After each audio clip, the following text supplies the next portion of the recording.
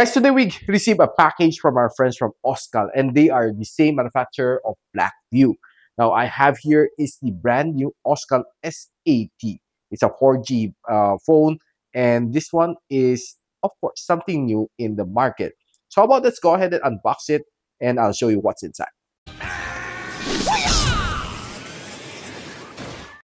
So hi guys, I'm Oscal S80 Gadget Sidekick, and welcome back to my channel. This is the Oscal S80. It's a 4G na phone, and of course, it's being powered by ArcSoft 12MP na AI camera. So here are some specs to expect. So it's being powered by Android 12, 6.583 na FHD plus IPS LCD, MediaTek na MT6769Z octa-core processor.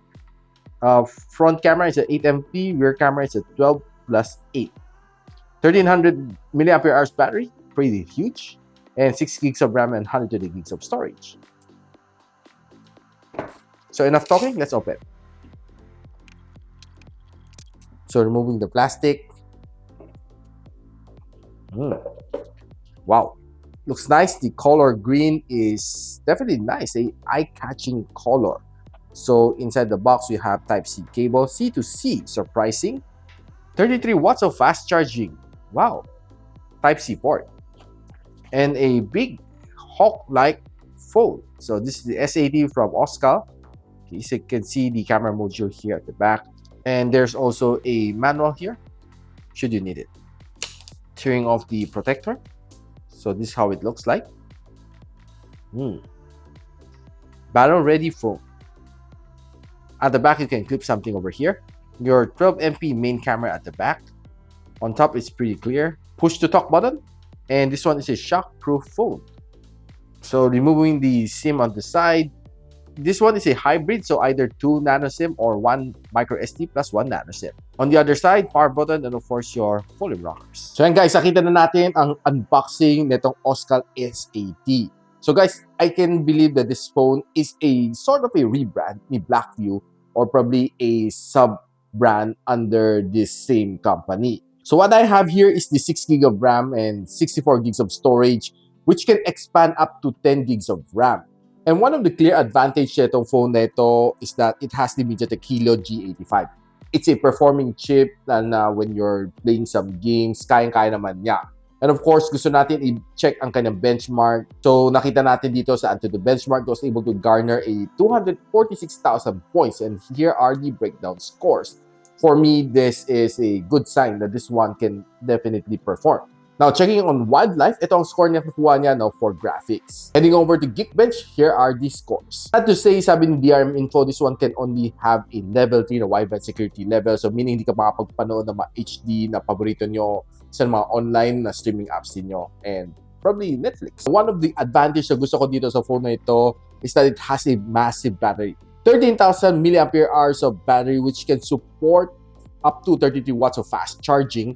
And it has dual electric cores. Now, it also supports reverse charging.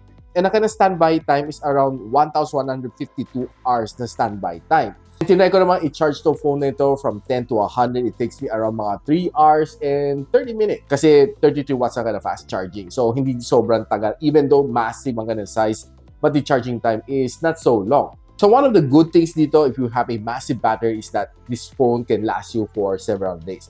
So based on my testing, this one can last you for around mga near 5 days without hitting the charging dock. Now, that is based on normal usage, of course, like using some social medias, watching videos, and, well, of course, making some phone calls.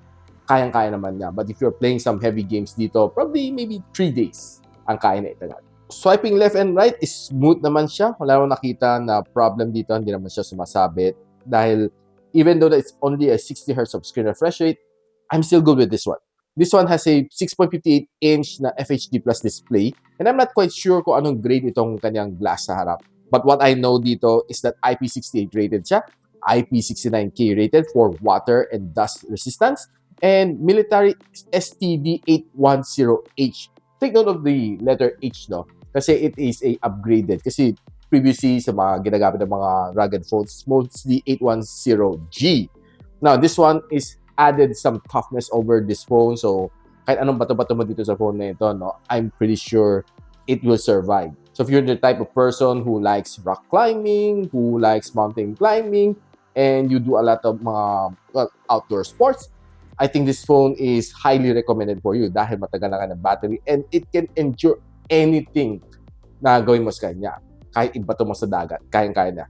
But of course, I'm just kidding sa dagat kasi iba ang reaction ng salt water dito sa phone. So, I'm sure hindi mo makiklaim ang warranty once nalaglag to sa salt water.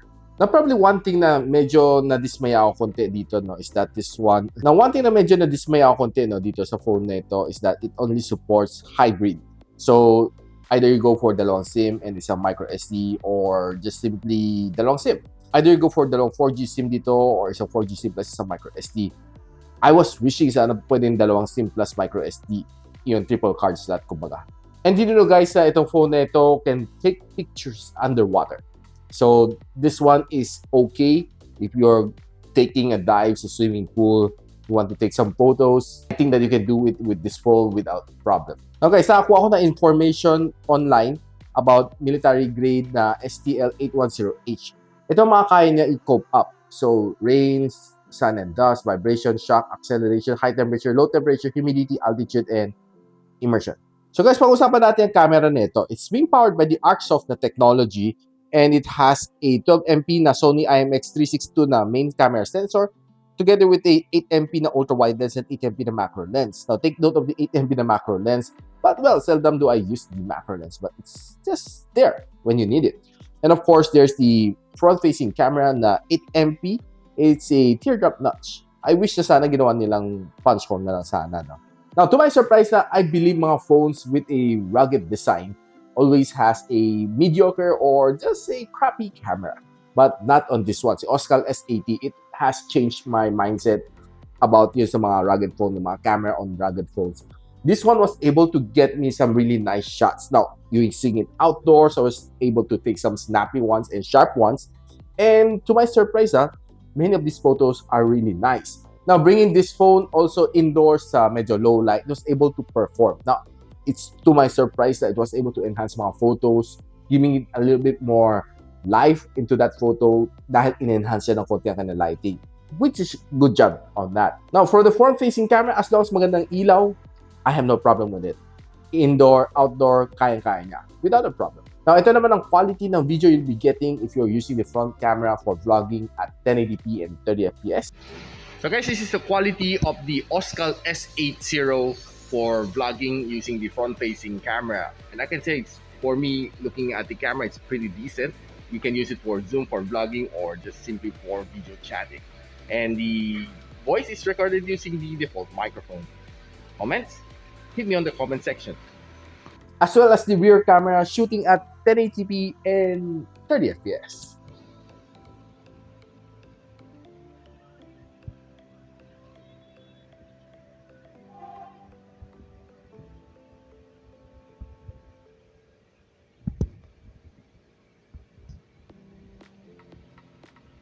Now guys, ano masasabi ko dito sa Oscal S80? First of all, of course, definitely it's heavy.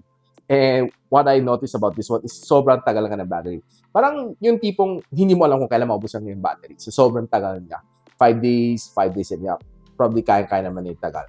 But on the safe side, kaya sinabi ko mga 5 days. Kasi ang usage ng tao, iba-iba naman, no? And definitely the thing that I like about this phone is sobrang ng tough and very rugged ang kanyang design. I like the color green here, by the way. And another thing, sinabi niya dito, no, pwede mo gamitin with the gloves. So, subukan lang natin, no? And it works, no? No problem. Was able to open Google Play. Tignan natin ito, buksan ng picture, no? With a, kunwari, gloves to.